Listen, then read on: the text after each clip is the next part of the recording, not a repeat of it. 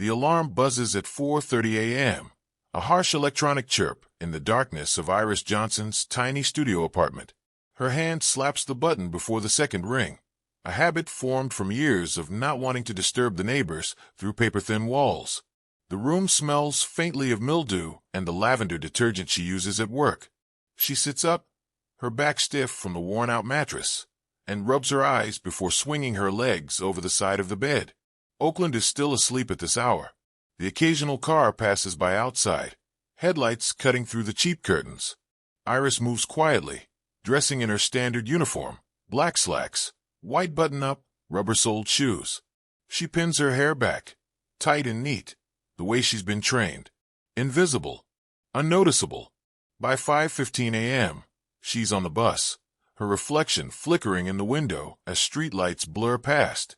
The other passengers are mostly service workers like her, janitors, kitchen staff, security guards, all heading to their shifts in the wealthier parts of the city. No one speaks. No one looks at each other. The Harrison estate sits atop one of Oakland's hills, a sprawling modern mansion of glass and steel. The security gate recognizes her code, sliding open without a sound. The house looms ahead, its floor-to-ceiling windows dark except for the dim glow of a single lamp in the study. Judge Calvin Harrison is already awake, working. He's always working. Iris enters through the service door, the scent of lemon polish and fresh coffee hitting her immediately. The kitchen staff nods at her but doesn't speak. They never do. She grabs her supplies, a bucket, a squeegee, a microfiber cloth, and heads to the grand foyer, where the centerpiece of the house stretches upward, a sweeping glass staircase, each step suspended like frozen water. This is her domain. She kneels, spraying the first step with cleaner, wiping away the faint smudges left by yesterday's polished shoes. The glass is flawless, designed to be seen but never noticed. Just like her. 3 years ago, Iris Johnson didn't exist. 3 years ago, she was someone else. But that life is gone, buried under layers of forged paperwork and careful lies. Now she is a ghost in this house, watching, listening, waiting. Her fingers brush against the flash drive in her pocket. It's always there, a cold little rectangle of metal. She doesn't need to check it to know what's on it. Hours of footage, snippets of conversations, scanned documents. All of it stolen in plain sight. The judge's footsteps echo down the hall. He walks past her without a glance, his polished Oxfords clicking against the marble. She keeps her head down, her hands moving steadily over the glass. He doesn't see her. No one ever does. By 7 a.m., the rest of the household stirs. The judge's wife, elegant in a silk robe, glides down the stairs, careful not to slip on the freshly cleaned steps. Their teenage son stomps past, headphones on, oblivious. The housekeeper bustles in with a tray of breakfast. The world moves around Iris as if she's part of the furniture. And that's exactly how she needs it to be. When her shift ends, she leaves the same way she came, silent, unnoticed. The bus ride home is slower now, clogged with morning traffic. She stares out the window, watching the city wake up. Her apartment is exactly as she left it. A single bed, a hot plate, a second-hand laptop hidden under the floorboards. She locks the door, peels back the loose floor tile, and boots up the machine. The files transfer from the flash drive automatically. Another day. Another piece of the puzzle. She leans back, rubbing her temples. The invitation sits on the table beside her, crisp and heavy. Gold foil glints under the flickering fluorescent light. It doesn't make sense. She's no one. But then again, that's the point. The grand ballroom of City Hall shimmers under crystal chandeliers, their refracted light dancing across marble floors, polished to perfection. The air hangs heavy with the mingled scents of expensive perfumes and rare cigars, the clink of champagne glasses forming a constant counterpoint to murmured conversations about stock prices and political appointments. Every detail speaks of calculated opulence, from the ice sculptures slowly melting under spotlights to the string quartet playing Vivaldi with mechanical precision. Then silence ripples through the room. All eyes turn toward the entrance, where Iris Johnson stands framed in the doorway. The black silk of her dress cascades over her shoulders like liquid shadow, each fold whispering against her skin, as she moves. The garment fits with impossible precision, hugging curves that 3 years of shapeless Maid uniforms had successfully concealed. But it's not the dress that stops conversations mid-sentence. Around her neck rests the Harrison family heirloom, a necklace so iconic that every society page in California has photographed it at least once. 18 carats of antique diamonds form a teardrop pattern around a flawless blue sapphire, the centerpiece rumored to have been mined during the California gold rush. Last the world knew, it sat in a climate-controlled vault, awaiting the judge's daughter's wedding day. Judge Calvin Harrison's champagne flute slips a quarter-inch in his grip before he catches it. The blood drains from his face so completely that for a moment he resembles the marble busts lining the hall. His wife's knuckles whiten around her own glass until a hairline fracture snakes through the crystal, droplets of Dom Perignon bleeding onto her diamond-encrusted clutch. Iris walks forward with the measured grace of someone who spent years observing how power moves through rooms like this. Her heels click against the marble, not the timid taps of a nervous interloper, but the confident strikes of a woman reclaiming territory. The crowd parts before her, without conscious thought, silk gowns and tailored tuxedos pressing back against linen-draped tables, as if her mere presence generates some unseen force field. She pauses beneath the largest chandelier, allowing the light to catch the sapphire at her throat. The gem winks blue fire, casting prismatic shadows across her collarbones. Every guest within 20 feet can now clearly see the engraved H hidden among the diamond accents, the same mark that appears on the judge's personal stationery. A waiter materializes with a tray of champagne. Iris selects a flute with fingers that don't tremble, her manicure no longer the short, practical nails of a housekeeper, but polished ovals painted the exact shade of dried blood. When she raises the glass in a mock toast toward the head table, the movement causes the necklace to shift, revealing the nearly invisible security wire woven through its antique chain, a modification made after the judge's last attempted burglary. Near the ice sculpture, a social columnist for the Oakland Tribune discreetly snaps photos with her phone. Across the room, a state senator's mistress whispers something that makes a hedge fund manager choke on his caviar. The string quartet misses a note. Iris's smile never reaches her eyes. They remain as cold and assessing as they were 3 hours ago when she stood in her tiny bathroom, carefully applying eyeliner like armor. The same eyes that once watched through service entrances as these people traded favors over canapes now study them with the detached focus of a chess player surveying a board. The judge finds his voice first. He starts toward her, his custom Oxford silent on the marble, his smile the one usually reserved for difficult jurors. But his wife's grip on his elbow tightens, her freshly manicured nails leaving half-moon indentations in his Brioni suit jacket. The unspoken warning hangs between them. Too many cameras, too many witnesses. Iris takes another sip of champagne, the bubbles catching in her throat. She remembers the last time she tasted this vintage, pouring it for the Harrisons' anniversary party, her hand steady as she wiped fingerprints from each glass before serving. Now her lips leave a perfect print on the flute's rim, a forensic detail no one will notice until much later. The mayor's wife drifts closer under the pretense of admiring the necklace. Her gaze lingers on the sapphire's clarity, the unmistakable craftsmanship. When she meets Iris's eyes, there's a dawning horror behind her Botox. She recognizes authenticity when she sees it. This isn't some convincing replica. The realization spreads through her expression like ink in water. A server offers crab cakes on silver trays. Iris declines with a barely perceptible shake of her head, recalling how she scraped dozens of these barely touched delicacies into the trash after last year's gala. The scent of truffle oil turns her stomach now, just as it did then. Near the grand piano, a cluster of junior partners from the judge's favorite law firm engage in frantic, hushed debate. One keeps glancing toward the emergency exits. Another checks his watch as if calculating how long it would take to delete certain files from his office computer. The string quartet launches into a new piece, the notes sharp and slightly rushed. Iris recognizes it as the same composition played during the Harrison's daughter's debutante ball, an event where she spent 8 hours scrubbing champagne stains from that infamous glass staircase. Her fingers rise unconsciously to touch the necklace's clasp, finding the nearly invisible microSD card tucked beneath it. The weight feels familiar, like the flash drive she used to carry in her maid's uniform. Both contain damning evidence.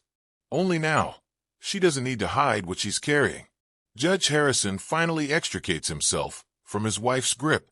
He moves through the crowd with the same false joviality he employs in election years, pausing to clap shoulders and exchange pleasantries, each step bringing him closer to where Iris stands radiating quiet challenge. The room's temperature seems to drop several degrees. Conversations stutter into silence. Even the waiters slow their steps, sensing the shift in atmosphere. Iris doesn't move to meet him halfway. She simply waits, her posture relaxed but rooted, the black silk of her dress absorbing the chandelier light like her event horizon. When the judge finally reaches her, his breath smells faintly of antacids and fear disguised as expensive scotch. For 3 years, she entered his house through the service entrance. Tonight, she used the front door. The music swells, the cameras click, and somewhere beneath the hum of whispered speculation, the first domino trembles on its edge. The clinking of silverware against fine china gradually subsides as dessert plates are cleared. A hushed anticipation settles over the room, though none of the guests could articulate why the air suddenly feels charged. Iris rises from her seat, champagne flute in hand. The crystal catches the light as she lifts it, not in toast, but as a silent command. The massive screen behind her flickers to life. A man's face appears, frozen in time. Marcus Johnson in his prime, strong-jawed and bright-eyed, years before his death. The image lingers, just long enough for recognition to dawn on a few older faces in the crowd. Then the screen splits, revealing autopsy reports stamped with the word suicide, followed by security footage of Judge Harrison entering the coroner's office after hours. Documents flash across the screen in rapid succession, doctored evidence from old case files, bank transfers to expert witnesses, threatening letters sent to potential whistleblowers. Each piece clicks into place with devastating precision, forming an incontrovertible timeline of corruption. The final image shows Marcus Johnson's office the night he died. Not the neat suicide scene photographed by police, but a ransacked space with overturned furniture and a shattered lamp. A fork clatters against a plate somewhere in the room. No one moves to pick it up. Judge Harrison stands abruptly, his chair screeching against the marble floor. His face cycles through expressions too quickly to control: shock, fury, panic, before settling on a mask of practiced indignation. He opens his mouth to speak, but the screen anticipates him, playing an audio recording of his own voice coolly discussing how to handle the Johnson problem with a police captain whose name half the room recognizes. Iris doesn't move from her place at the table. She watches the reactions instead of the screen. The way the DA's wife clutches her pearls, how the newspaper publisher reaches, instinctively, for his phone before thinking better of it. Most telling are the few guests who don't look surprised at all, their faces carefully blank in the way of people who suspected but never dared ask. The video switches to recent footage, Judge Harrison in his study, bragging to an associate about cases fixed, opponents ruined, laws bent.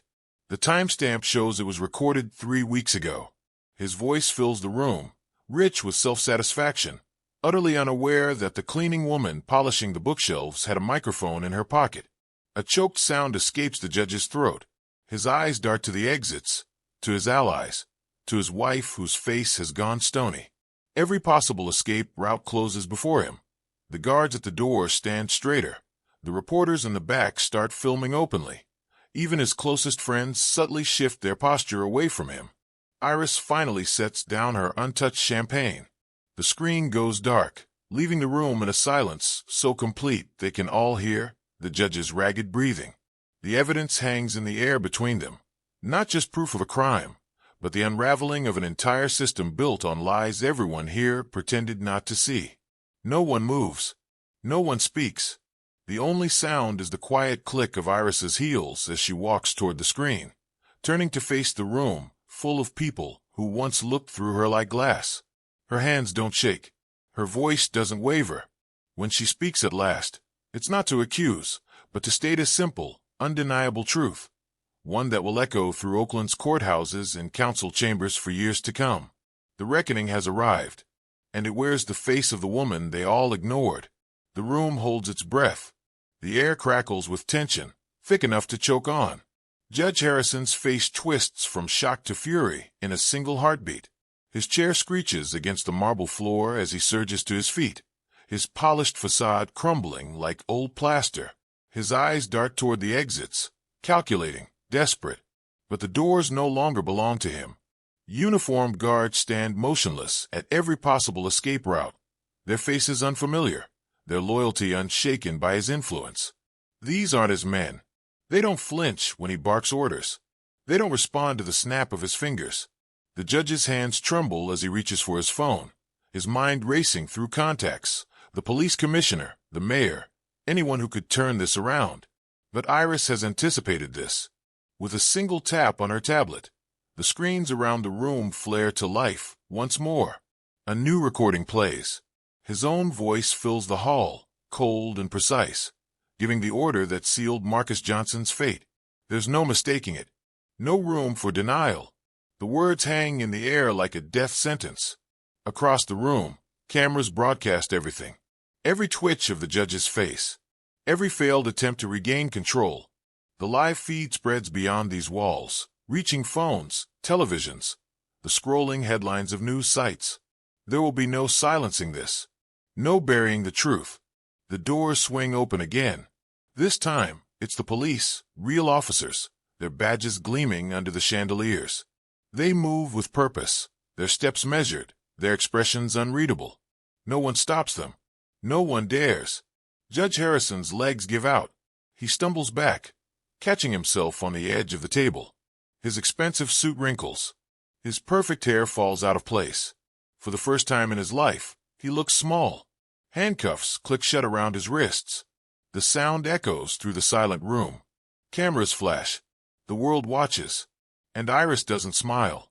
She simply watches, her face a mask of calm, as the man who thought himself untouchable is led away. The truth settles over Oakland like morning fog, thick, inescapable, revealing shapes where there were once only shadows. Iris Johnson stands at the center of the storm, no longer the invisible cleaner, but the undeniable heir.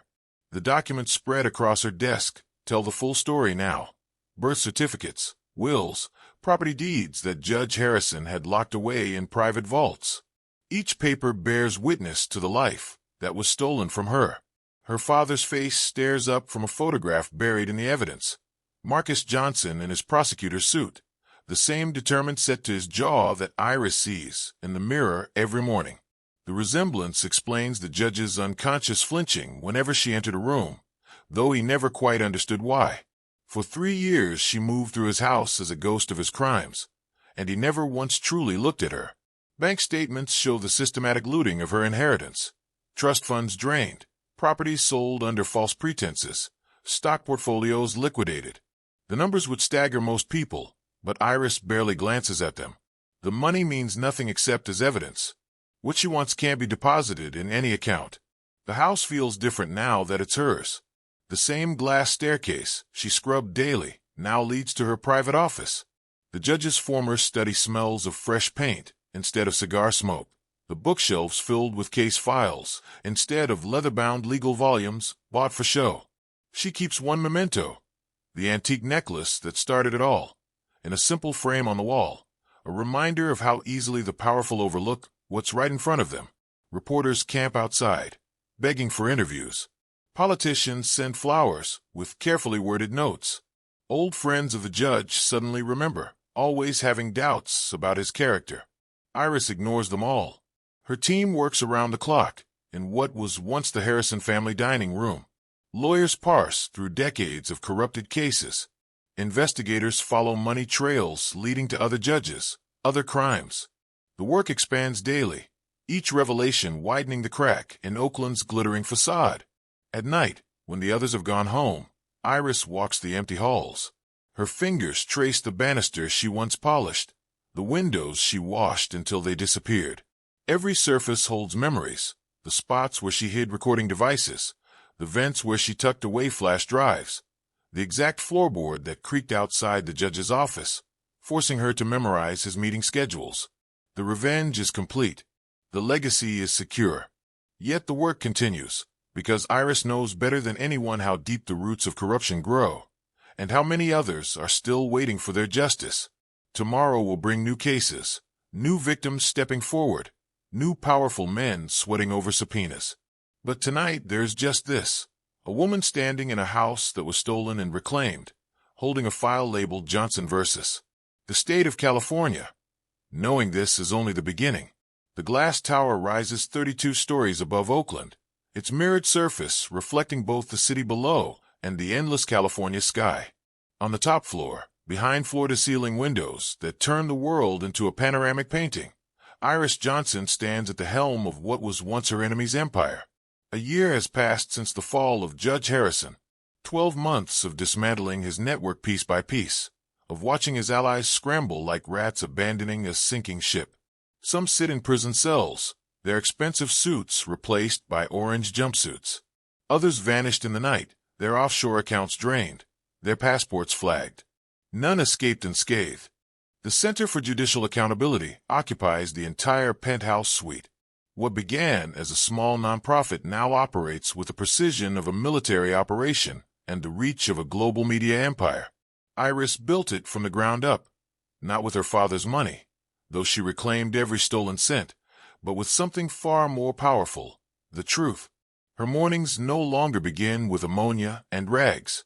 Now, she sips black coffee from a handcrafted ceramic mug as dawn breaks over the bay. The city stretches beneath her, alive with movement, with struggle, with people who don't yet know she's fighting for them. The glass staircase still exists in her new home, a deliberate choice. She purchased Harrison's mansion at auction, stripping it bare before rebuilding it into something entirely her own. The structure remains, but the meaning has changed. Where once it symbolized his unassailable power, now it serves as a reminder. Nothing is unbreakable. Her office hums with quiet energy. Banks of monitors display real-time data, court cases being monitored, whistleblower tips streaming in from across the country, encrypted communications with prosecutors in 3 different time zones. A team of 20 analysts works around the clock, but the final decisions rest with her alone. Today's briefing comes in the form of a single file, thick with documents. Another judge, another city, another web of corruption. This one in Chicago, with ties to Harrison's old network. Iris traces a finger over the photograph, paperclipped to the front. A smiling man in judicial robes, shaking hands with a known crime boss. She doesn't rage. She doesn't celebrate. She simply opens her laptop and begins composing the email that will end his career. The methods vary. Sometimes it's a carefully timed leak to investigative journalists. Other times, an anonymous tip to the FBI's Public Corruption Unit. On rare occasions, she handles matters more personally. A quiet meeting in a parking garage. A USB drive left where the right person will find it. Always meticulous. Always untraceable. Power, she's learned, isn't about shouting the loudest. It's about knowing exactly when to whisper. By noon, the Chicago operation is in motion. Iris takes the private elevator down to the building's gym, where an hour of punishing combat training leaves her muscles burning and her mind sharp. The trainer, a former Marine, doesn't pull punches. Neither does she. Every strike against the heavy bag carries the weight of years spent waiting, watching, planning. Lunch is a working affair, a salad eaten while reviewing blueprints for the center's expansion into Atlanta and Miami. The organization is growing faster than even she anticipated. Every day brings new cases, new victims brave enough to come forward, new cracks in the system for her to exploit. The afternoon brings a security briefing. Threats against her life have become routine. Angry voicemails from disgraced attorneys, ominous letters from prison, the occasional hired thug loitering near her building. Her security team intercepts most before they become problems. The others, well, they learn why it's unwise to threaten a woman who's spent years studying how powerful men fall. As dusk paints the sky in shades of violet and gold, Iris walks the length of her office, heels silent on the imported hardwood. Below her, the city lights flicker to life. Street lamps and headlights and neon signs all competing for attention. Somewhere down there, Another Iris Johnson scrubs floors. Another Marcus Johnson fights a rigged system. Another predator sits smug behind a bench. Not for long. She picks up the phone and dials a number known to very few. Initiate phase 3 is all she says before hanging up. The night stretches ahead, filled with work that never truly ends. There are emails to answer, strategies to refine, always another battle to plan. But for a single, perfect moment, Iris allows herself to stand at the window and watch her reflection superimposed over the city. The girl who washed stairs is gone. The woman who owns them remains. The elevator doors open with a quiet chime, revealing a young woman standing in the reception area. She carries no briefcase, wears no expensive jewelry, just a simple blazer and the unmistakable Harrison jawline. The staff falls silent as she approaches, recognition flashing across their faces. This is the judge's daughter, though she bears none of his arrogance in her posture. Iris watches from her office doorway, coffee cup warming her palms. She remembers this girl from society pages, privileged, protected, always photographed at charity galas on her father's arm. But the woman standing before her now holds herself differently. There's a quiet determination in her stance, a hardness around the eyes that speaks of sleepless nights and difficult truths. The young woman doesn't flinch under the weight of stares. She doesn't beg for favors or make excuses.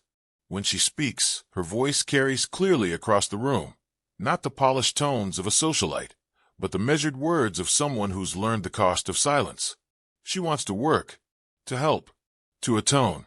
For a moment, the past flickers behind Iris's eyes, the endless scrubbing of floors, the way her knees ached after hours of polishing that damned staircase, the bitter taste of powerlessness.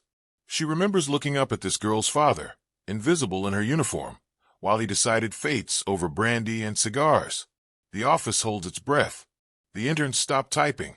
Even the ever-present hum of the city outside seems to pause.